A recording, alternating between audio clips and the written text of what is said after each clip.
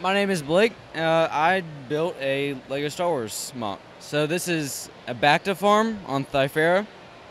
And in Star Wars, the Bacta, the liquid, is refined from like a grain, like a wheat. So I decided I'm going to base this around the farm because the clones need Bacta, and so the droids are going to try and attack and sabotage their farm. So I built a clone base into the farm as they defend it, and you got a command table down here, you got like a storeroom, and then a platform to raise like their tanks that they have their supplies underneath. And you got a shield generator that the droids are trying to sabotage. And so the droids are crossing over the river. You got droidicas. They burnt the forest on the other side, so that was burning, and now they're launching a full assault on the base and the farm. Fantastic sense of action throughout this whole scene. You've got so many minifigures placed throughout here. Thank you. Yeah, I decided last year I blew up one of the tanks. I said I want to do another explosion, so I blew up the tri-droid in the back. I love it with all those pieces kind of shooting out the sides. Yeah. I don't have a whole lot of orange pieces, so I had to make them count. I used a lot of the spring loader, like the ones that you can shoot. I just used that to have like the blast going outwards.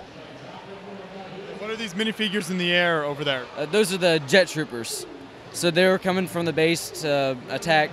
They have a thermal. One of them has a thermal detonator, and so they're coming over. They're gonna attack the droids and destroy like the droid gunship.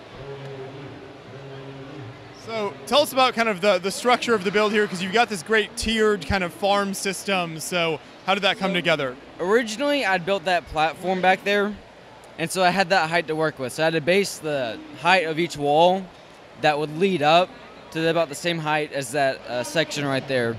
I built most of the area in the past like 2 weeks, right before Break Fair. Cutting it a little close. All the Lego orders came in kind of last month. So yeah, I decided have it all come up, and then up here you can have like originally I wanted this to be covered. So I had like that would come over because that's kind of sagging a little bit.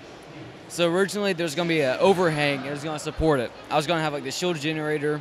I was hoping to get the ATTE, the Lego set, when it came out and set it up here, but it got delayed. So that kind of got stalled, and it ran out of pieces. So didn't really have much of a choice.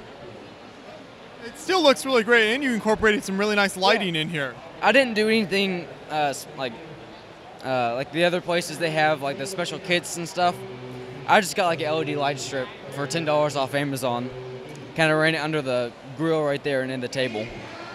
No, that works as well. You don't have to have something super fancy. It worked pretty good. Next time I want to do a lot more lighting. Yeah. A lot more specific lighting, like hallways and stuff, like lights overhead so you can see what's going on. Because it gets kind of dark back in there. So take us through some of the different minifigures you've got out here. Are these like a lot of custom or official Lego? These are all from the 501st Battle Pack, and over the years I've gotten like droids. I brought some droids last year at Brick Fair, and I got a couple of the soldiers from the Attack on Crate set. I thought they'd look good as like rebels supporting the clones as the base. So I used that, and like I switched around a couple of the heads, gave them a couple of different looks and stuff, so they aren't all the same person. But these are custom from like the tri-droids. They're custom from I think Star MOCs.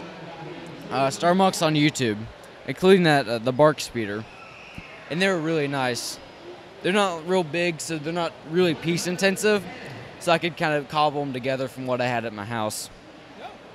I also like kind of some of the natural details here, like these trees are really great. Yeah. So what's the technique keeping that all together? There's a piece of flex tube, and then the 1x1 bricks with the 4 studs on the side, and I'll just put the brown 1x2s on the side. And then for the leaves, I'd kind of put them over in a pattern, and I'd pull them together. I'd put like a sprout piece on the carrot. I'd put that through it to make it like a curve, a nice curve, and then I put just those leaves to give it a nice flow over top. You can create some really nice shaping that way, but still keeping it rigid. It doesn't look like it's going to fall apart. Yeah, and I have a lot of built plants. I have like full plate builds on, he has a website. He has a lot of really cool plant tutorials, so I'd use that. They're really good. Like, I picked up a bunch of pieces. Like, I went to the Pick a Brick Wall once, and they had a bunch of flower pieces. So I got like a ton of them lying around. So like, I'm gonna use those, and I just threw them together, give it some vibrant colors. And then as we move out to the river here, how did you decide kind of which pieces to use for that? I saw like a lot of the Beyond the Brick videos. And I was looking at the different water, how people do water. Like you'll have like the studs kind of lying out, but I kind of want to get like a muddy look. So I decided to go over and just, it's a 1x1 or 1x2s of the trans black, and then underneath that is like the trans clear. So you got that underneath, and then there's like black and different types of brown underneath to give it varying layers. It's like the depth. I really like when builders do that because it makes it look much more lifelike, because water in real life kind of has those different colors to it. Yeah. Now, like over there, they have like that nice clear blue, but over here it's just kind of like that muddy river. It's not really how it looks in real life. And then the burned out section is done really nicely too. So what were some of the pieces you used to kind of create that detail? Like the antenna pieces, I used some of the antennas and mainly just like the sticks, like the rods, Lego rods. There's a fishing rod in there. And I did kind of like that same detail for that one tree. And the Technic cylinders, like the trunks of trees, the rest is burned off and there's just that trunk left, so I did that. And then all the sets, I modified them a little bit. Because like the Lego, the droid tank, like the blasters, I flipped those and did that a little bit different. And the main cannon, the colors are a little different. If you look at like, the photos from like Star Wars Battlefront 2, that's what I did for the tank. Because it's just a little bulky, where they have like the stud shooters, so that doesn't look very realistic. So I went and I redid that.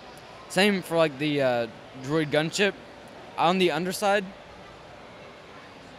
I have like the compartments where they can actually carry the droids. So you can stick like the battle droids on the back, and they can sit there. But I didn't want to put a bunch there that I couldn't use on the battlefield. Do you know how many minifigures are on the whole layout? Clone-wise, I got about 8 battle packs. So probably have, including like the 212th, that's probably about at least 30. A good 30, and plus the rebels. The droids, I have no idea. I just have a bunch of them, and I threw them on there. Do you have any idea how many pieces are kind of in the whole build? No.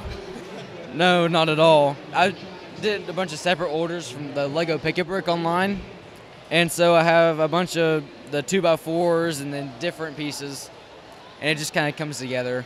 I'm not quite sure. Thousands of pieces. Thousands. So now with Star Wars, obviously the Star Wars universe is so expansive. There's so many things you can pull from. How did you decide on this scene, and do you have kind of plans for other Star Wars scenes in the future? So I was originally planning on using like the bright green, but then I looked at the dark green and it's like, well, that looks a lot better. So I wanted to find a planet that could use that, and then I wanted the farm idea. So I got on Wikipedia and I came up with this planet. It took me like 5 minutes. So I'm like, and there's no actual images of the planet itself that I could find. So I just kind of had the outer shot of what the planet kind of looked like, and so I had that for a reference. And then next year, I want to use a dark orange color with like that olive green plant life, like a rebel base. So I'm hoping to do that because I have a bunch of stormtroopers from that stormtrooper dropship that they came out with. So I'd really like to use that. So I think that's what I'm going to do next year. Plus I got a couple minifigures here to use. So hopefully I'll have that, and it might be bigger. Like this is 2x3 gray base plates. Next year I might get 3x4, 3x5, because the base itself will be like there's going to be a hangar area. If I stick with the plan, who knows? It'll probably change. You've got time to figure that out, though. But great work here. Love to see a kind of a different approach to a Star Wars build like this. So look forward to see what you do in the future. Thank you.